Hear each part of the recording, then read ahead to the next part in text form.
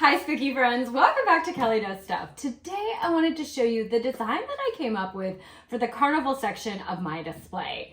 Now my carnival pieces are a relatively new addition to my village. I probably started collecting those about 4 or 5 years ago.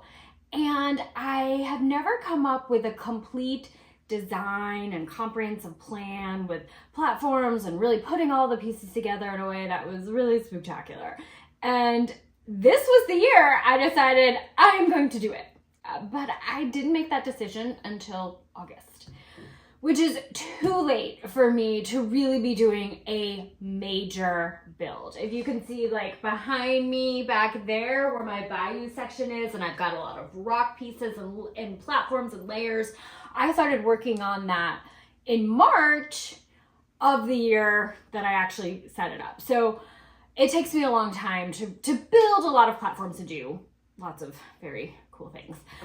So I still wanted to do something that felt like a design, but my challenge was, what could I do really quickly? My other challenge was I couldn't completely decide what I wanted the overall theme to be and what I wanted it to look like. Because when I think carnival, I think like a pop-up fair in the middle of a field and you've got dirt roads and dead grass. And I was like, well, you could also do something by the water, and I could do, you know, an angry ocean and a dock and a pier, but then I've got to like build the boardwalks and all of that stuff. And I was like, or you could do like a haunted amusement park. So for the past couple of years, that's one of the reasons that I haven't come up with a design for my carnival, because I couldn't land on like one idea. This year I was like, you know, let's just pick something. What can we do quickly? So I'm going to show you what I came up with. And it's not a lot of building, it's more of a layout. So something that could be a design that you can do in a pretty quick amount of time. That was kind of the main goal. So I'm just gonna walk you through and show you what I came up with and the thought process and kind of how I approached that. And then in the last like few minutes of the video, it's gonna be more like raw footage, real time. Played, hot glue, played, hot glue. Tell me what to say. I'm just gonna kind of show you my thought process and talking out loud and talking to you guys as I was putting the pieces in place and kind of just what that looks like. Come out, wherever you are. All right, let's go. I'm excited to show you what I did. I'm setting this up on my dining room table, and I'm going to use the scary go-round as my centerpiece and design off of that. The first thing I wanted to do was create a template, because like I said, the main design element for this display is the pathways that are going to run throughout the carnival and lead to each of the rides. This is wrapping paper that I got at the Dollar Tree. This orange layer here is where I'm going to draw out those pathways. I'm going to design those pathways around the centerpiece of my carnival, which is the scary go-round. I trace out the shape of that piece on brown paper, and then around it, I'm going to draw out circles to represent the platform I made for this ride. And I have a video on that platform if you are interested in seeing how I did that. Next, I began drawing out those pathways, starting at the entrance to the carnival, which is at the front of my dining room table. And unbeknownst to me, my battery died, so I have no footage of me drawing this, but this is what it looks like. The material that I'm using to create the pathways is that non-slip tread stuff, you know, like what you would use on stairs so you don't slip, or maybe your dog doesn't slip going up and down the stairs. First though, I wanted to cut out patterns for each section using purple wrapping paper, and I am using the guide that I created on the orange paper to cut out those templates. Now, I do want to mention, if you want to create something like this, please do this in whatever way makes sense to your brain. Throughout this process, you may see me do some things and think, didn't you just like add 4 extra steps to that? Yeah, possibly. For some people, I'm doing some unnecessary things. But this is kind of how my brain works. It's rarely efficient, hardly ever logical, but it works for me, kind of. Sometimes it's frustrating. But in this case, I did want to have these templates because I didn't want to waste a lot of that tread material in case I made some mistakes or needed to do some redos. I'd rather make those mistakes with the purple wrapping paper. Let's talk about the placement of the pieces. Most of my carnival pieces are going to go around the perimeter of the display. A couple of them are going to go in the center, and then I'm going to have 3 go along the back. Typically, when I am designing a display, I will either have the pieces out that I am going to display, or I will have a trace of the shape of that piece. So that way I know where and how everything is going to fit. I did not do that for this design because I did not feel like getting all of those pieces out of the attic, taking them out of the box, putting them back in the box, only to take them out again in like a month and a half to display them. Since I've set these pieces up before, I know how big they are and I have an idea of where I kind of want to put them in the display. So that's helping guide those purple shapes. Okay, here's that tread that I was talking about. I got it on Amazon and I was so excited to see that it does come in 12-inch wide option. Previously, I had only seen about 4 inches. This was really exciting to me, primarily for that center pathway. This one right here that's coming from the entrance of the carnival down the center of the carnival. If I had only had like a 4-inch wide strip, I would have had to do 2 pieces, and I really did not want a seam. This width here of 12 inches allowed me to create really big sections to reduce the number of seams overall. So I was very excited to find this. In addition to my carnival pieces, I also have some larger accessories that I wanted to create designated space for. Like you would kind of walk right off the path to maybe get some ice cream or some candy corn. So that's what these extra little shapes are for. Now it was time to tackle the larger shapes. I took that purple template and put it on the back side of the tread. The tread is sticky, and so this is kind of a clear, smooth coating on top, and I was like, this is going to be so much easier to trace my shape on the back than on the bumpy front. I know what some of you are thinking, yeah, but then isn't your shape going to be a reverse? Yeah, it was. And that occurred to me as soon as I made my final cut. I think I ended up redoing it. Maybe I went with it because the shape is close enough to symmetrical. I'm like, does it really matter? For the rest of them, though, I did trace it on the front of the tread, and this might be a sensory no way for some people because doing this is a bit like nails on a chalkboard. It's not the greatest feeling the pen go over the tread. So these orange sections are where I'm going to put some type of ground cover, grass, dirt. I hadn't totally decided yet what I was going to put here. Now I'm just going to use some parchment paper to create an extra step. I don't know, you guys. Sometimes I go back and watch this stuff. I'm like, what am I doing? For this step to get this circle shape, the parchment paper just was a little bit easier for me. I could trace the shape and then I could put that directly onto my tread. One thing I do want to note, when you first open up this tread, it has a very intense smell. It kind of lingers for a few hours, and working with it did give me a little bit of a headache. The smell does dissipate, and it wasn't a problem when it was finally time to set it up, but I did just want to mention that in case you are also really sensitive to smells. I didn't have those carnival rides handy to test out sizes, but I did have some of my accessories close by, and I wanted to make sure that they would fit onto my path. So you can see that path is about 3 inches wide and the accessory is about 2.5. And so I figured 3 inches would work for a lot of the accessories that I have. Some other things that I kept in mind for my design is kind of a food area, like where you would have some picnic tables. I have some of those types of accessories. So I wanted to keep this open area. And I have some accessories that are carnival games. So I was keeping this area open and probably was going to use a different type of ground cover here. Now remember when I said one of my primary goals of coming up with the design for this year and the limited amount of time that I had was to be able to do something really quickly? Well, once I got all this pathway down, I just felt like the black was too heavy and I just did not like the look or think that I was gonna like the overall look for the carnival. So I decided to paint this tread gray. And I love this look because it made these pathways look like cement. I'm going to do a thorough covering of paint, and I do use quite a bit of paint, but you can see that I'm going to let a lot of that black show through in various patches because this will give it that textured, crackled cement look. Typically, if I want something to look like cement, I use foam. I texture the styrofoam and then I paint it with a black base coat, let that dry, and then go in with various shades of gray to do dry brushing. But we were able to achieve this look with just the tread and one coat of paint. Here it is with all of the paint finished up, and I just love the way this came out. It softened up that black, but the black itself was also pretty boring because it just looked the same all the way throughout. This is much more interesting and dynamic. It has more character to it. So even though it added some time to the project, I feel like it was worth it. To fill in the spaces between the pathways, I decided to go with the Lemax grass mat. This was going to be a fast option for me because I could just cut them to the shape that I want versus working with loose moss that I would have to break up and then glue down.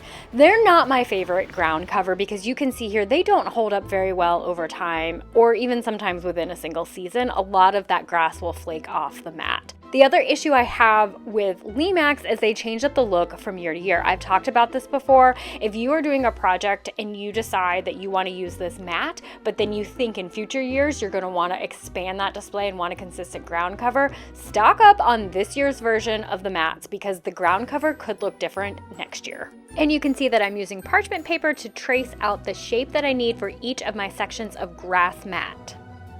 Now you may be wondering, wouldn't it have been faster to cover your entire table in the tread and then put the grass mats where you want on top? And yes, it would have. However, there were two reasons I didn't do that. One, I was not excited about that look. I thought it would look like I just placed grass on top of cement pathways. But the bigger reason is because this entire design that I'm working on right here is going to go on top of styrofoam, and that is going to be placed on top of my dining room table.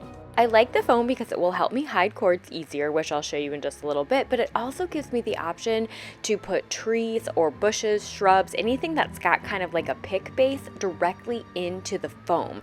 And that will allow it to look like the bushes are coming straight up from the grass. And those picks will be able to go through the grass to the foam, but not through the tread. Speaking of foam, here is what I use. This is white EPS foam, 2 sheets that are 4 feet by 8 feet. And I had to just break them up into smaller sheets in the Lowe's parking lot, which I'm sure was a weird sight for people to behold. I always say if you have the option to be weird, go for it. It does have this silver coating on one side and a clear sheet coating on the other side. I peel off both sides of those. If you're going to do any sort of carving, especially with hot wires, absolutely make sure that you peel off this covering. I wanted to do a quick coat of paint to the foam, so I added black and brown acrylic paint to a spray bottle along with some water just to create a wash, because you're really not going to see the foam except for the sides. But I prefer not to have any white styrofoam just in case there are areas where it shows through, or when it comes time to set it up, I switch things up a little bit. I don't want to have to go in and cover up the white styrofoam with some paint later on. And that was as far as I went until it was time to set up the carnival section of my display. So I put that styrofoam on the floor near my dining room table, and then I'm just going to transfer everything onto the styrofoam and then put the styrofoam on top of the table. Some of my pieces of tread do overlap each other. Well, actually all of them do, but some overlap too much, and I didn't want it to be bumpy, so I just cut off any extra tread. I use hot glue to secure both my grass mats and my tread in place. And I'm just going to use a little bit of hot glue because I always love to give myself the option of making changes as I go, to be able to pull it back up, to make some adjustments. And that is also why I did not peel the backing off of that tread and use the sticky back to the tread, because I had a feeling that once that sticky tread was in place, it was going to be in place for the rest of my life. And I don't like to make that type of commitment to my Halloween villages. I always like to give myself the flexibility to make changes, whether it's from year to year or even as I am designing and creating in that particular season. All right, and here we are with the styrofoam on the table. We reached the end of the foam and came to like that halfway point in the circle with that center scary go round piece. So now I got to put that other piece of styrofoam on there and start gluing the rest of the tread and the grass onto that second slab of styrofoam.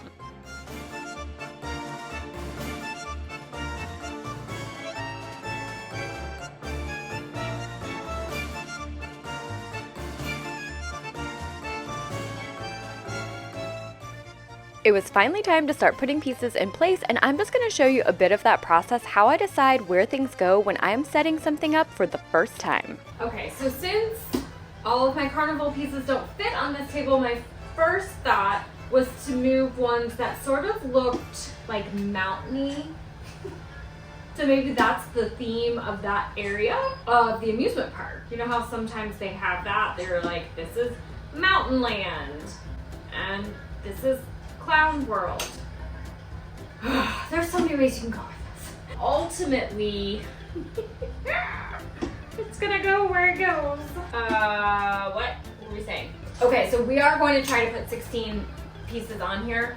And I think what I'm going to do is start out by putting the pieces that I have really liked in their locations in previous years and see if I can kind of keep those there.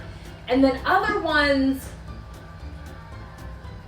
we'll see. That's my plan. We're going to put some down and then we're going to see. They're like, how do you build a village? You just see. You just see what works. Actually, that kind of is how it goes.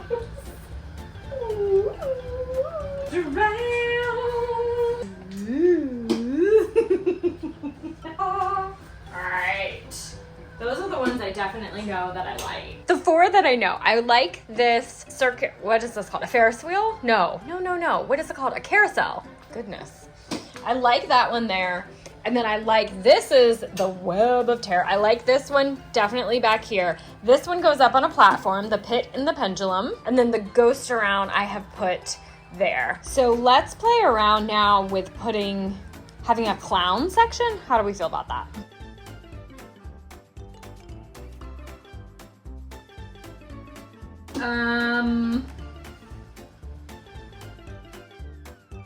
So clowns, yay, nay, yay, nay. Typically I have had that facing front because the entrance, the entrance to the carnival is over here.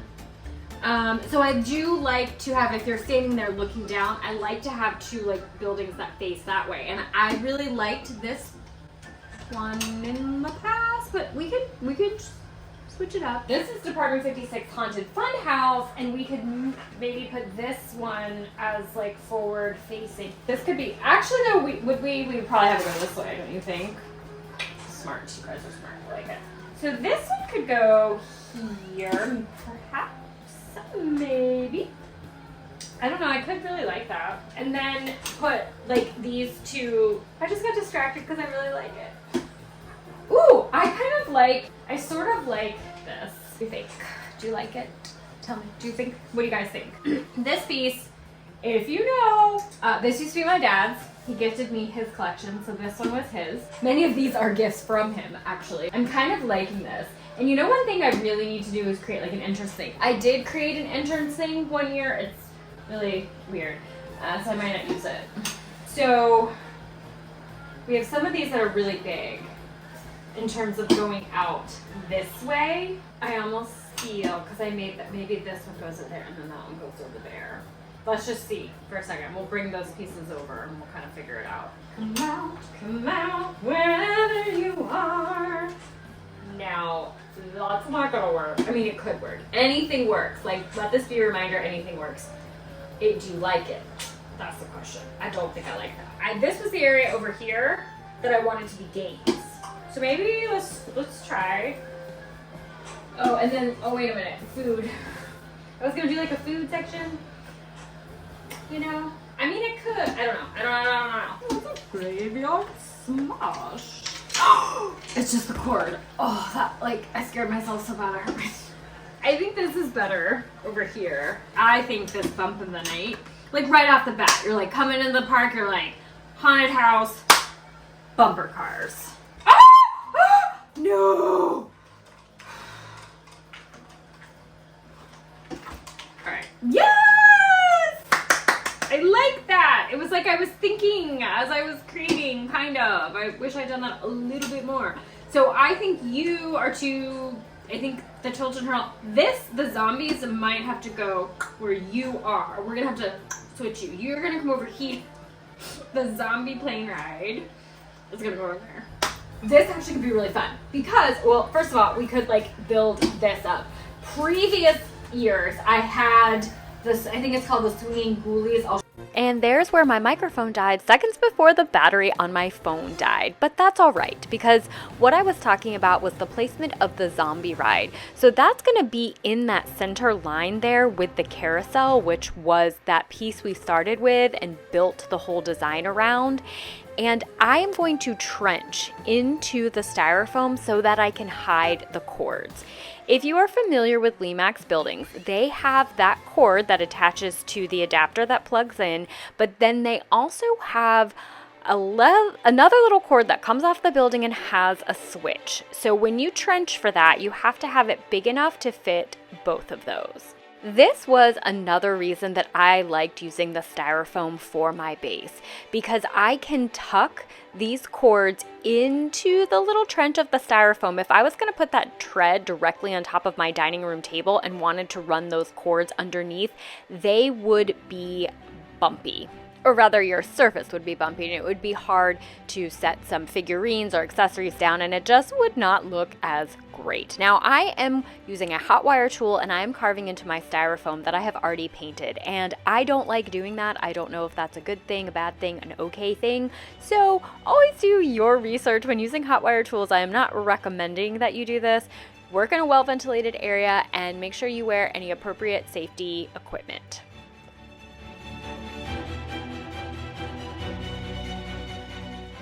And there are our cords for the zombie plane ride and the scary go round. They are in the trench of the styrofoam, then we'll cover them with the tread. This is a perfect example of why I prefer to hot glue my tread down instead of using the sticky backing that it comes with, because you may have noticed when I was trenching into the styrofoam, I had to pull that tread up a little bit underneath the scary go round, and even here I'm pulling it up a little bit to get that other piece of tread under there. So that hot glue just gave me that flexibility to be able to make adjustments as I'm creating. It's not permanent. Here I am again with my parchment paper to trace out the shape of the grass mat that I'm going to put in the food area. I have a picnic table and a couple food stands. I think hot dogs, maybe pretzels, ice cream, popcorn, all of those fun carnival foods.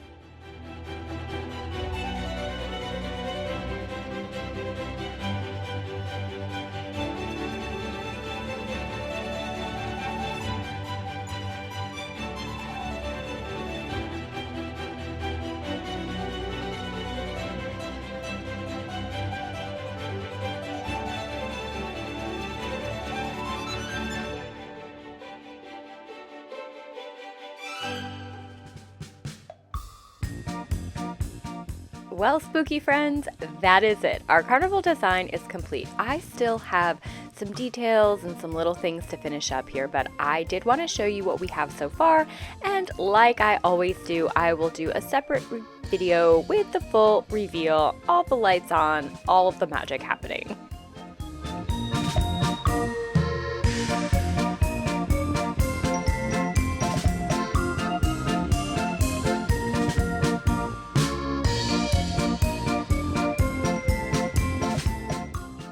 Thank you for joining me in this journey for my first design for the carnival section of my display. I hope you found some things helpful, got some ideas for designs that you might want to create for your own displays. Thank you all so much for watching. I hope that you will consider giving this video a like, and I would love it so very much if you would subscribe to my channel if you haven't already. A huge thank you to everyone who has subscribed. I look forward to seeing you all next time, and happy creating!